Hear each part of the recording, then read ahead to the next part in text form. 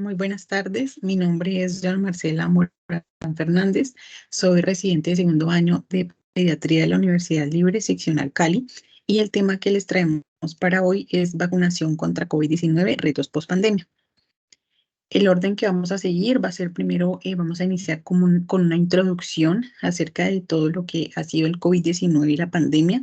Vamos a hablar acerca de la vacunación, las implicaciones y dificultades de la vacunación en niños, los retos de la vacunación en la población pediátrica, nuevo que se viene, que son las vacunas intranasales contra COVID, vacunas de una sola dosis, vacunas combinadas de influenza y COVID y vacunas COVID-19 próxima generación y finalizaremos con unas conclusiones.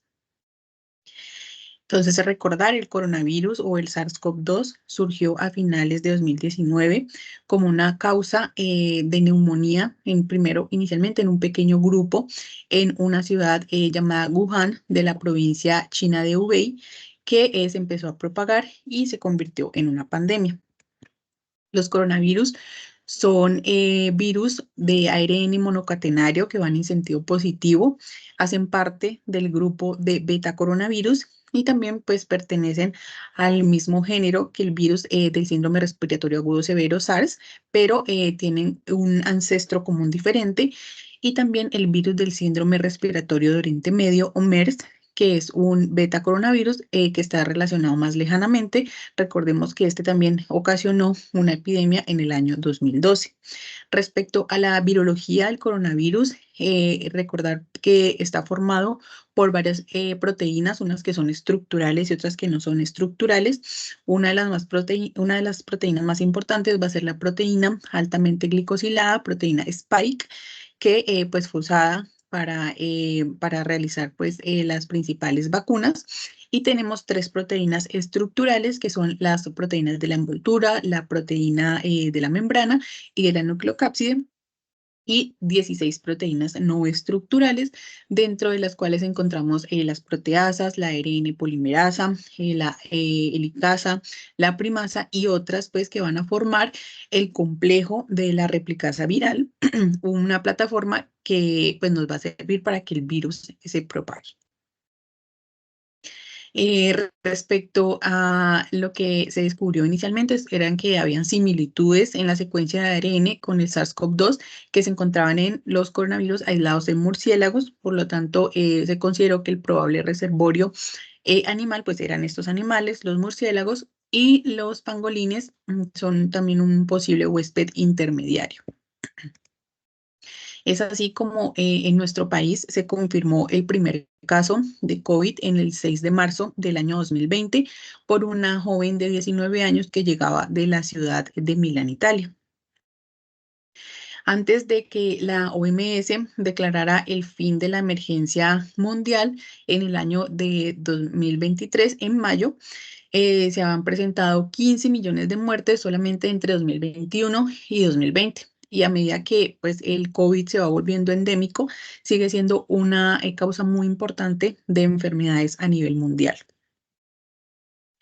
Esta es una de las noticias que salió. Esto fue en diciembre del 2020, cuando en los países desarrollados como Reino Unido, Estados Unidos, Australia, empezaron prontamente la vacunación.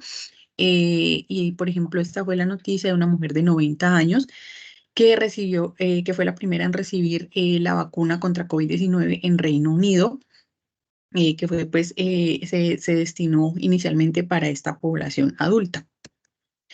Y en nuestro país podemos observar que la vacunación se tardó un poco más. Aquí esta es una noticia en la cual nos mencionan pues que se va a comenzar o se comenzaría pues en febrero contra la vacunación contra COVID-19 en nuestro país.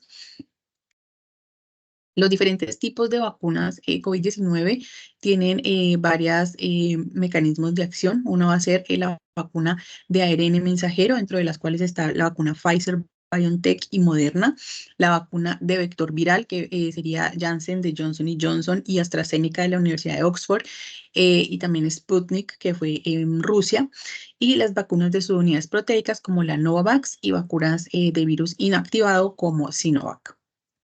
Esta es una tabla en la cual podemos ver pues, las vacunas que fueron autorizadas para Colombia, dentro de las cuales estaba Pfizer, BioNTech, AstraZeneca, Moderna, Janssen y Sinovac, todas con una efectividad muy buena, por encima pues, del 80%.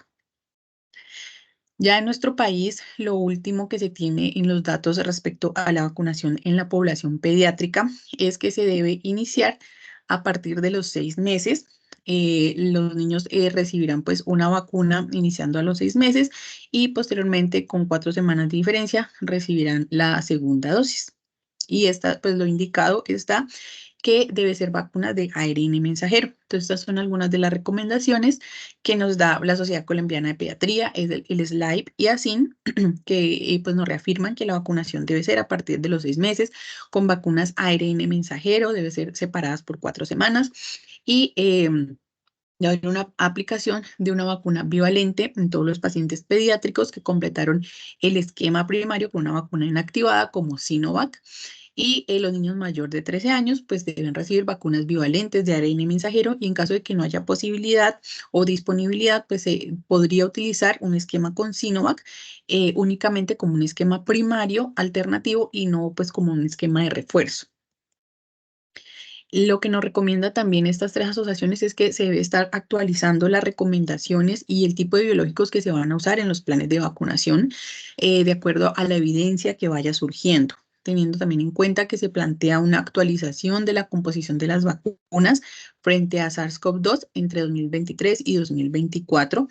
Y importante es que nos informan pues que no se debe diferir ni se debe aplazar la aplicación de las vacunas en aquellos escenarios donde se apliquen de manera simultánea otras vacunas, es decir, la coadministración de cualquiera de las vacunas del esquema regular de nuestro esquema ampliado de vacunación con COVID es segura y no, pues no altera la eficacia vacunal de ninguna de las vacunas. Entonces, este es uno de los estudios que quise traer, es acerca de las implicaciones y las dificultades que ha tenido la vacunación en niños. Este nos habla acerca de la infección por SARS-CoV-2 en niños y todas las implicaciones que ha tenido la vacunación. Entonces, ellos encontraron, este fue publicado en el año 2023, publicaron los resultados de diferentes países respecto a la prevalencia de SARS-CoV-2 específicos para la edad. Se estudió entre abril de 2020 y abril del 2022 todos aquellos artículos que estuvieran relacionados con la infección de SARS-CoV-2 y la vacunación en los niños. Y ellos demostraron cómo la afectación de los pacientes entre los 0 a los 19 años ha ido en aumento a medida que van pasando los años. Entonces se encuentra que en Italia la pasó desde 2,1 hasta 23% entre 2020 a 2022 y en Italia pasó en Estados Unidos pasó de 3,7 a 20,1, sobre todo por los entornos educativos que son pues sitios importantes de transmisión de las infecciones virales respiratorias. Entonces, ¿esto qué nos hace? Pues, ¿qué nos trae a colación?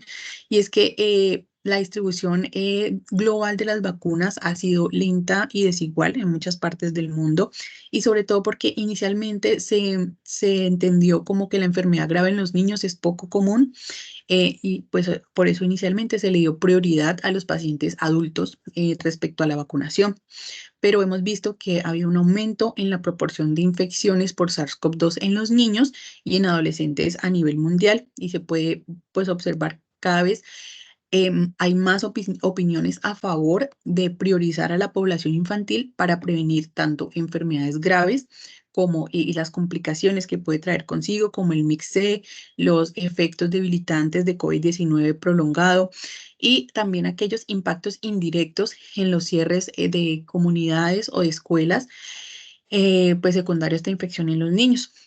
También algo importante a tener en cuenta es la parte biopsicosocial y es que los niños empiezan a enfrentar soledad, aislamiento, pues, interrupción de sus rutinas normales y todo el estrés que trae el aprendizaje remoto. Según una encuesta realizada por Royal Children's Hospital a más de 2.000 padres de 3.400 niños en Melbourne, encontraron que más del 36% afirmó que la enfermedad por COVID-19 había afectado negativamente la salud mental de los niños. Este es otro estudio publicado en el 2021 que nos menciona el impacto diferencial de COVID-19 pediátrico en países de ingresos altos y de ingresos bajos y medianos. Hicieron una revisión sistemática de la mortalidad y el ingreso a UCI en los niños de todo el mundo.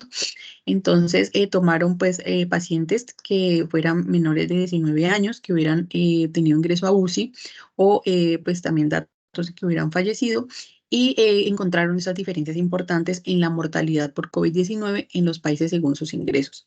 Y se encontró que hubo mayor impacto respecto a mortalidad de niños por COVID en países de bajos y medianos ingresos en comparación con los países de altos ingresos, sobre todo pues porque estos pacientes tienen más acceso, tienen más recursos y también tienen mejor oportunidad de vacunación. Entonces, lo anterior es un llamado de alerta para identificar estos casos pediátricos y favorecer pues que haya una vacunación adecuada. Estos riesgos que se asocian con COVID-19, pues no solamente es la infección, es el ingreso a UCI, sino que también los niños pueden presentar COVID prolongado. Hasta el 25% de los niños y adolescentes positivos para COVID, independiente de la gravedad del cuadro, pueden presentar COVID prolongado.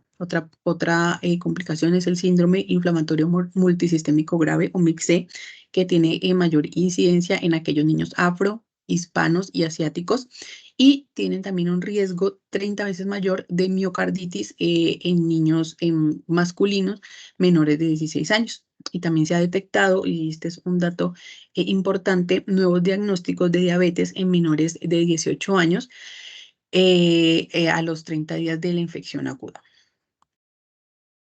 Entonces, recordar que los niños pueden infectarse, puede transmitir el virus, que su carga viral va a ser similar a la de los adultos y que la vacuna puede reducir toda esta dispersión viral. Otros datos importantes es que en 197 países y regiones han llevado a cabo esta vacunación generalizada y la dosis global acumulada ha sido más de 10 mil millones de dosis, siendo el 61% de la población mundial la que ha recibido al menos una dosis. Ya se ha demostrado que la vacuna es segura, que hace que haya niveles altos de anticuerpos neutralizantes y que tiene un efecto inmunológico contra las nuevas variantes. Pero a pesar de que se conocen todos estos datos, la tasa de vacunación en niños siempre ha sido menor que la de los adultos. Algunas de estas barreras vienen de las dudas o preocupaciones de los padres, de acuerdo a tres fuentes principales. Una es que pues, le temen a los síntomas graves, también que refieren que hay datos clínicos insuficientes para la eficacia de la vacuna y que los eventos adversos después de la vacunación pues, les da miedo y creen que pueden presentarse. Y esta también es una de las barreras importantes para la vacunación y los retos que se vienen para nosotros como personal de la salud para informar a los padres acerca de los beneficios de la vacunación y ampliar así los niños vacunados. Entonces, hay datos clínicos que han demostrado significativamente una gran eficacia para prevenir la infección y reducir la morbilidad. Recordar que la inmunidad innata en los niños no es suficiente, o sea, así hayan tenido una infección, tienen la posibilidad de volverse a infectar y los niños pues deben vacunarse lo antes posible para impedir que la dispersión del virus sea cada vez mayor. Otra parte importante es algo que se conoce como la pandemia de la sombra, que es el impacto que el SARS-CoV-2 ha tenido en los niños.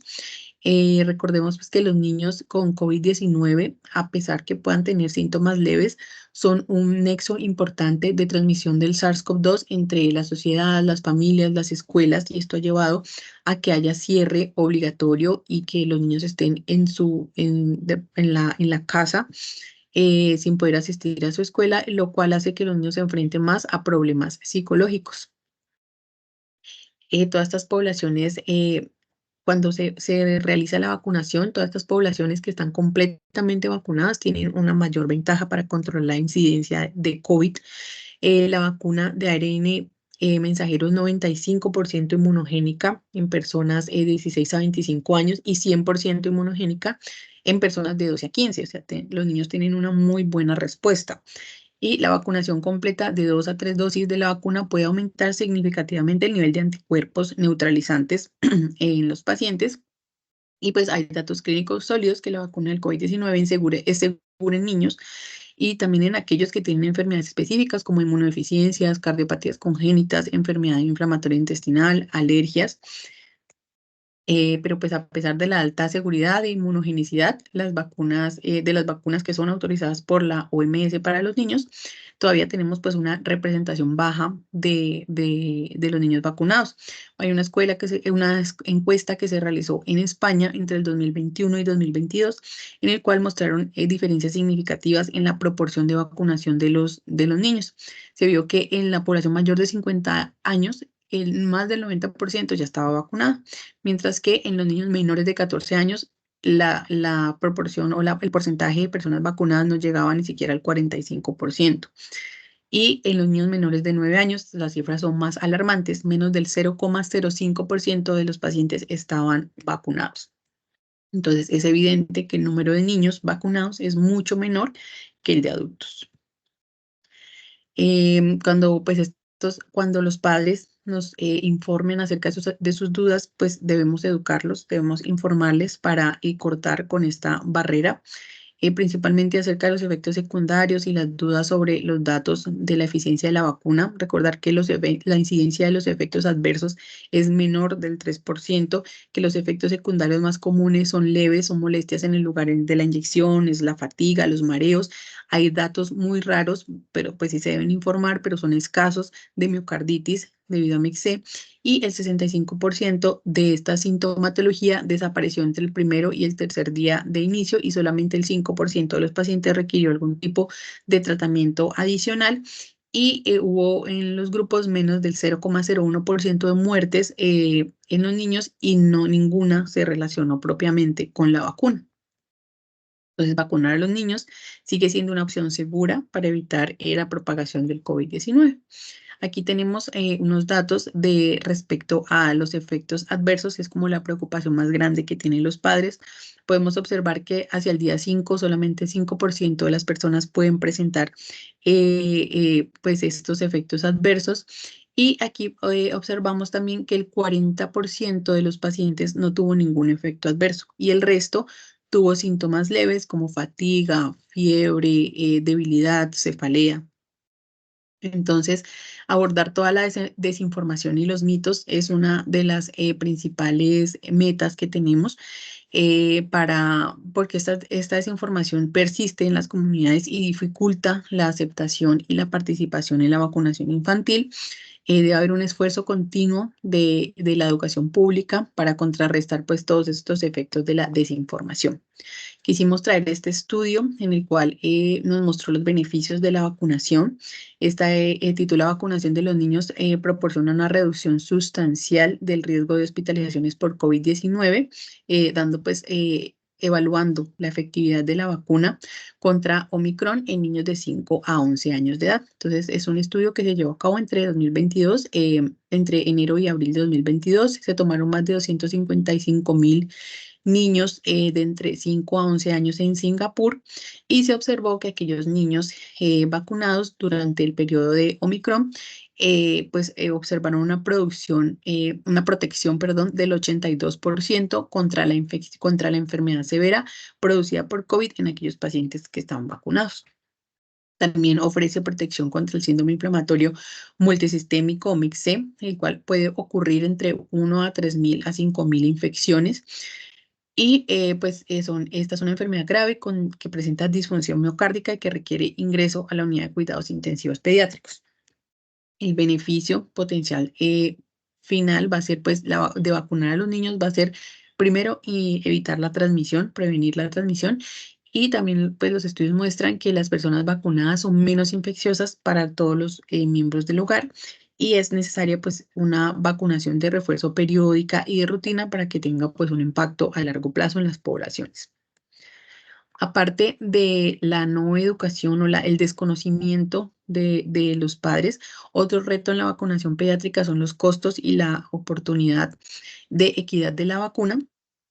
Como mencionábamos al principio, inicialmente la distribución de las vacunas contra COVID-19 fue desigual, una disparidad. Las organizaciones y países priorizaron sus intereses individuales, y pues el número de dosis inyectadas En países de altos ingresos, esa es una cifra pues alarmante, fue 69 veces mayor que, que en los países de bajos ingresos.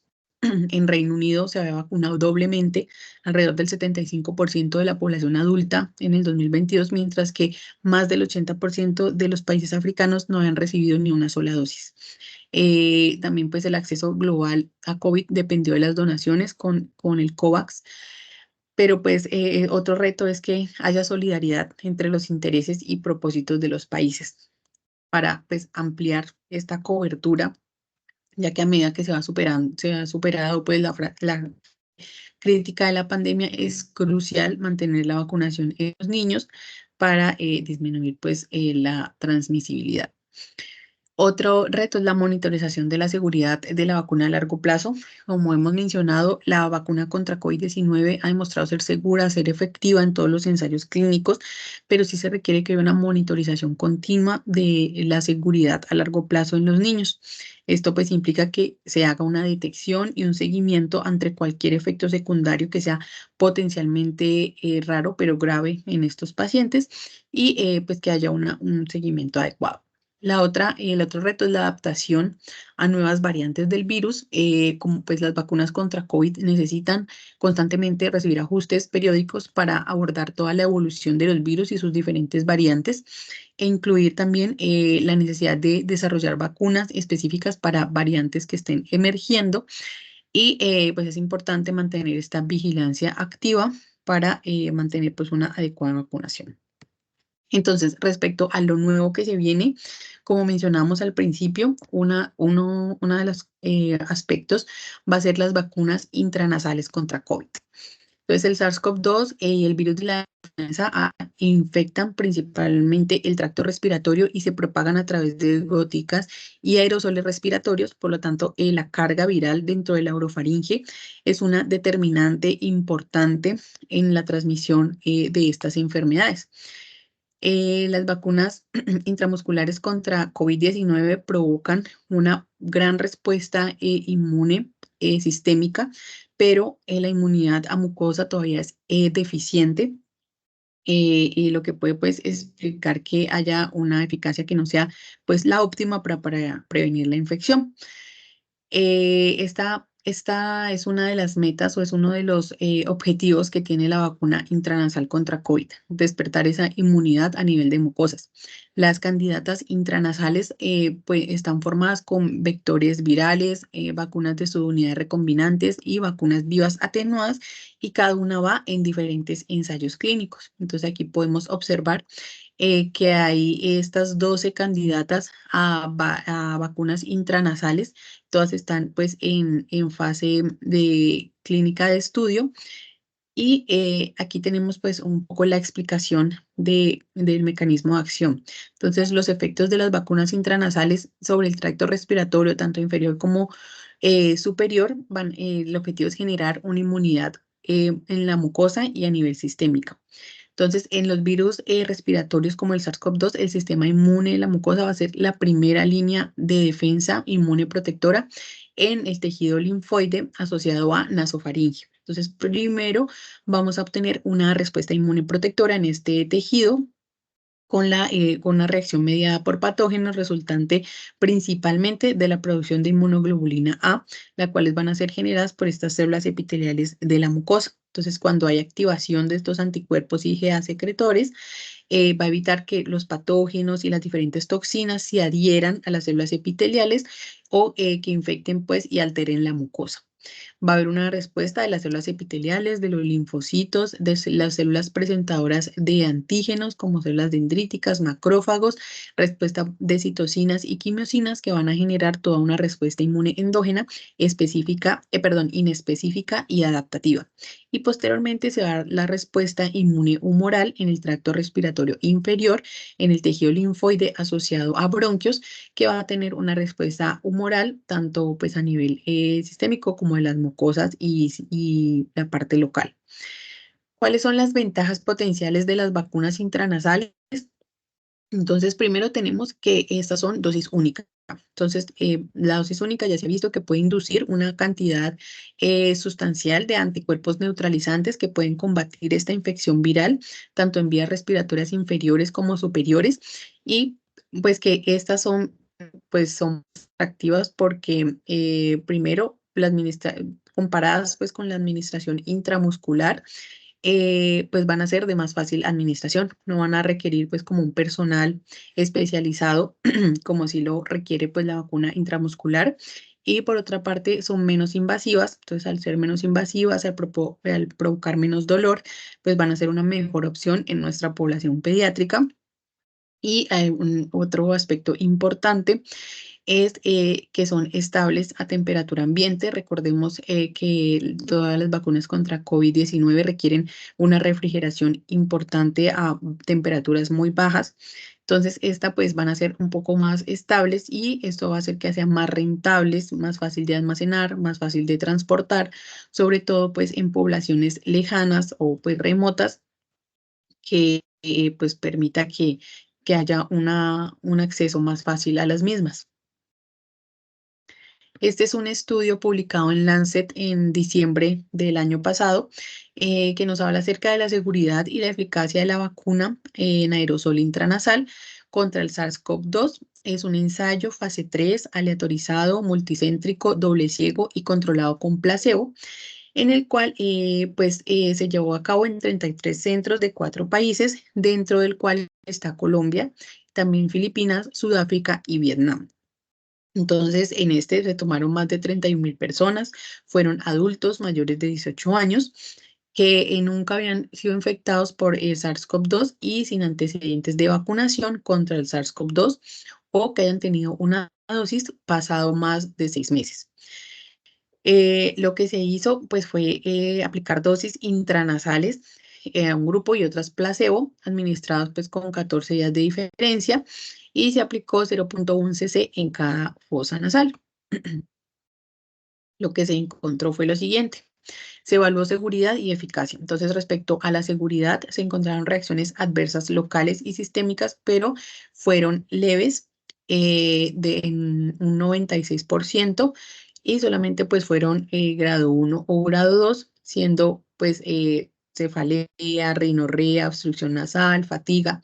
Y respecto a la eficacia, se encontró que las 2 dosis de esta vacuna tuvo una eficacia general del 28% a los 15 días o más contra la infección sintomática confirmada, independiente del historial de vacunación inicial, y tuvo una eficacia de corto plazo entre 15 a 90 días del 32%.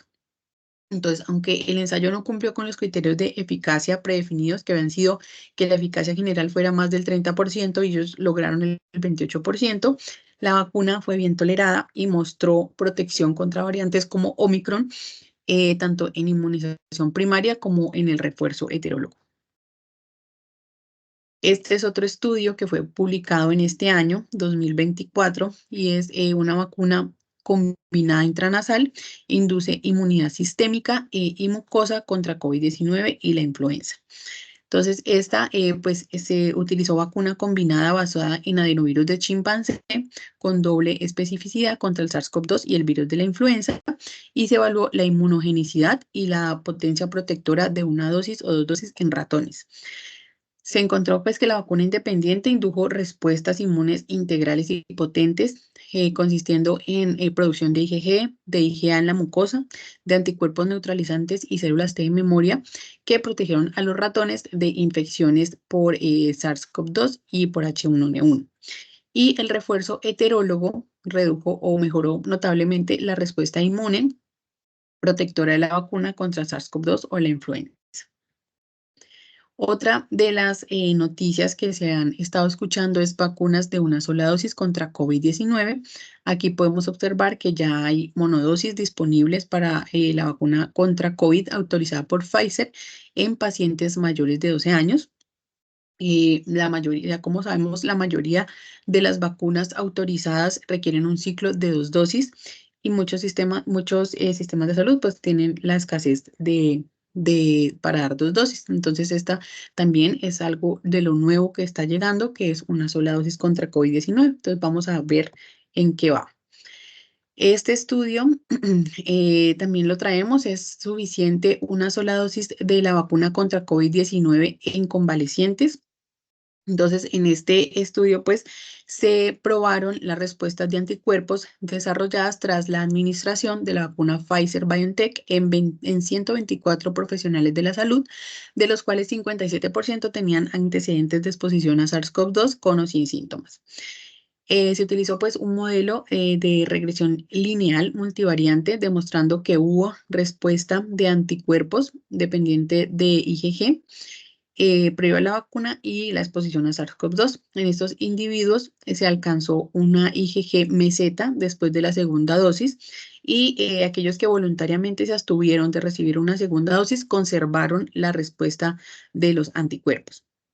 Entonces, esta pues fue beneficiosa mostrando que una dosis de la vacuna es suficiente en sujetos sintomáticos expuestos a SARS-CoV-2 para alcanzar un título alto de anticuerpos. Este es otro estudio que quisimos traer. Este también fue publicado recientemente y pues titula Resultados de las vacunas COVID-19 de dosis única, seguimiento de 8 meses de una cohorte grande en Arabia Saudita. Este es un estudio de cohorte prospectivo que utilizaron, o pues se contó con la participación de más de 18.000 pacientes que recibieron una dosis de cualquiera de las vacunas y fueron seguidos durante 3 a 8 meses.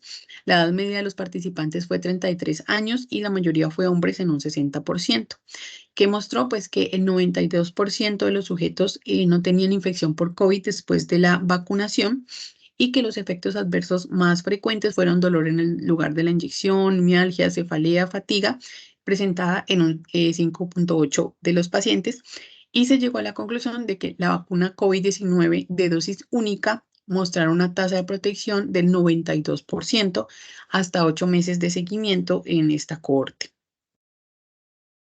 Este es otro estudio también publicado en el New England Journal of Medicine que nos habla acerca de la seguridad y eficacia de la vacuna monodosis contra COVID-19. Este es un ensayo fase 3 internacional aleatorizado doble ciego controlado con placebo que evaluó la dosis única de la vacuna y placebo. Entonces, se trató de que fueran 1 a 1.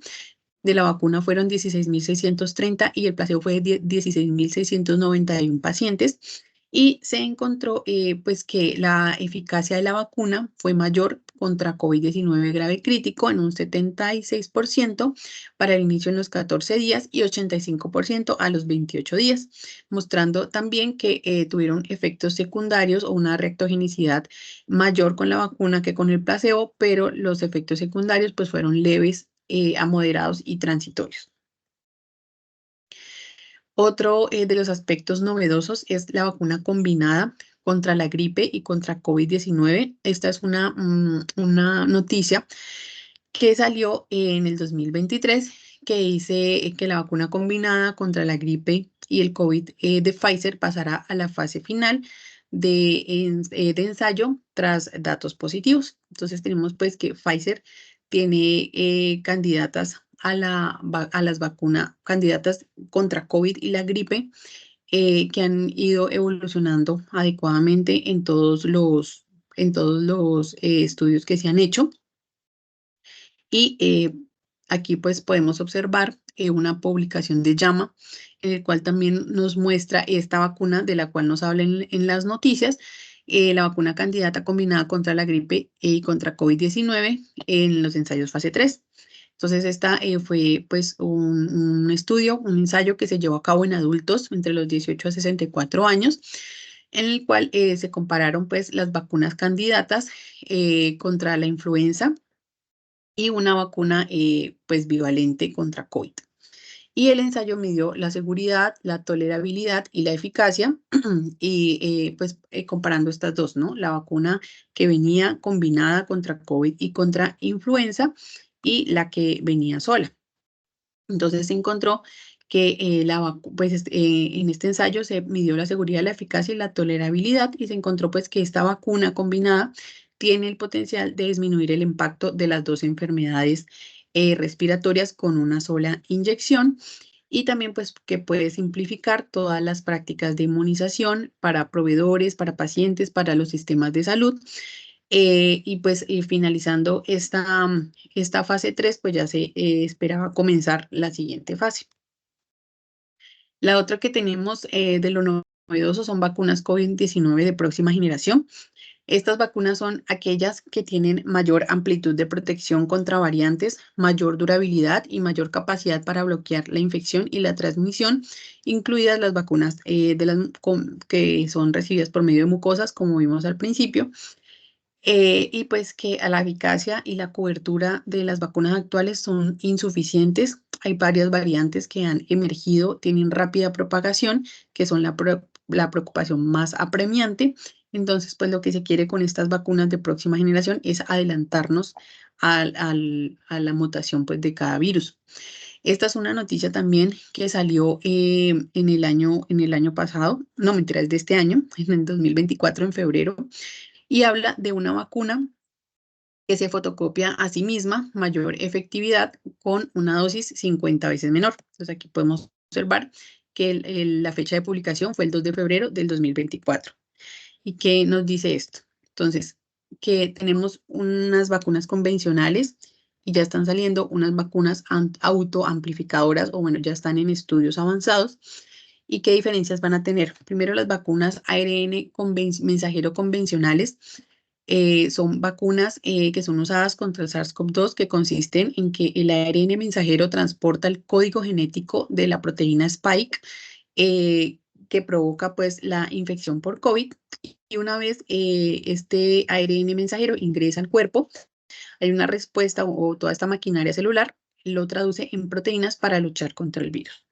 Lo que sucede en las vacunas ARN mensajero autoamplificadoras es que también contienen un gen que codifica para la proteína Spike, pero también genes virales que codifican la enzima que sirve como replicadora, o se llama replicasa, y esta molécula de ARN autoamplificada puede producir muchas más como ella, es decir, se empieza a replicar creando nuevas moléculas para seguir combatiendo el virus y es como si el paciente recibiera una nueva dosis de la vacuna y este ARN autoamplificador puede persistir durante más tiempo. Este es un estudio publicado en The Lancet que nos habla acerca de la inmunogenicidad y seguridad de una dosis de refuerzo de la vacuna ARN mensajero autoamplificador contra COVID-19 versus la vacuna ARN mensajero contra COVID-19, la que se ha pues, estado usando. Este es un ensayo fase 3, doble ciego, multicéntrico, aleatorizado, controlado y de no inferioridad, que pues, se tomó con la ayuda de 828 participantes sanos que fueran adultos de al menos 18 años y que tuvieran inmunización previa con 3 dosis de la vacuna de ARN mensajero contra COVID y lo que pues hicieron fue recibir la dosis de la vacuna ARN mensajero autoamplificada y la de ARN mensajero usual como cuarta dosis de refuerzo mediante una inyección intramuscular a nivel del deltoides. ¿Y qué se encontró? Que hubo respuestas inmunitarias 28 días después de una dosis de refuerzo que no fueron inferiores a las observadas después de la dosis de refuerzo de la vacuna usualmente usada. Entonces hubo este resultado y también se encontró que la respuesta fue superior contra la variante de Omicron. También, pues, todo este aumento de las respuestas inmunitarias a los 28 días podría proporcionar mayor probabilidad de protección contra estas cepas durante este periodo y también, pues, podría dar lugar a una mayor duración de la protección, que es la conclusión a la que ellos llegaron. Esta vacuna se conoce como Lunar CoV-19, ya fue autorizada en Japón en noviembre del año pasado y es la primera vacuna de próxima generación en obtener el visto bueno de una agencia reguladora de medicamentos, incluida pues en la lista de la OMS. Hay otras vacunas, existen 7 vacunas de próxima generación que ya están autorizadas en 7 países. La única que está autorizada pues, por la OMS y por la Agencia Reguladora de Medicamentos es Lunar COVID-19. Esta es aquí. Las otras pues están autorizadas internamente en cada país. Tenemos en Irán la vacuna de su unidad proteica intranasal. que fue autorizada en 2021, la Sputnik en Rusia, que es una vacuna de vector viral intranasal, la Covidencia en China también es una vacuna de vector viral inhalada, que aparte de China, pues también fue autorizada en Marruecos e Indonesia. La Incovac, que es una vacuna de vector viral intranasal autorizada en la India. Y la Neucolin, que fue en China, que es una vacuna de vector viral intranasal. Y las de ARN autoamplificador, está la Lunar, como ya mencionamos, que está autorizada en Japón, y la Gemcovac, que fue autorizada en la India. Tenemos también las vacunas contra varias variantes, que es algo también de lo novedoso. ¿Y esto por qué se hizo? Porque hemos tenido grandes epidemias y pandemias de 3 coronavirus peligrosos. Uno son los dos tipos de SARS-CoV-2, perdón, de SARS-CoV, la 1 y el 2, y tenemos el MERS. También pues hay muchos otros coronavirus que están circulando entre los animales y el objetivo es brindar protección no solamente contra las variantes del SARS, sino también contra el próximo nuevo coronavirus que probablemente se va a empezar a propagar entre nosotros. Estas todavía no están avanzadas como las anteriores, pero hay 3 vacunas de esta categoría que van en ensayo fase 1 y está previsto pues que una cuarta empiece este año. Entonces una está en la Universidad de Cambridge en Reino Unido, la Diosinvax, también otra tenemos en Canadá, la BBI, y la INSERM que está en Francia, que aún pues no está en marcha el estudio. Entonces, ¿qué quisimos traer con esto? Primero, recordar que la pandemia de COVID-19 ya entró en su 4 año y todavía no hay señales de que se vaya a desacelerar. Las vacunas que tenemos siguen siendo eficaces, han salvado millones de vidas, protegiendo contra enfermedades graves y contra la muerte, pero a medida que va pasando el tiempo se va reduciendo su durabilidad y también la prevención de la infección y la transmisión contra muchas variantes que son nuevas. Entonces es muy importante que se empiece a desarrollar todas estas vacunas de próxima generación que sean capaces de brindar una protección más amplia contra las nuevas cepas que se presentan y pues son unas estrategias prometedoras que pues a medida que va avanzando la ciencia nos permite también ir avanzando en la cobertura de los pacientes, lo cual pues va a impactar tanto en la mortalidad de los pacientes adultos como en de los pacientes pediátricos. Bueno, les agradecemos mucho por su atención y aquí finalizamos la charla. Muchas gracias.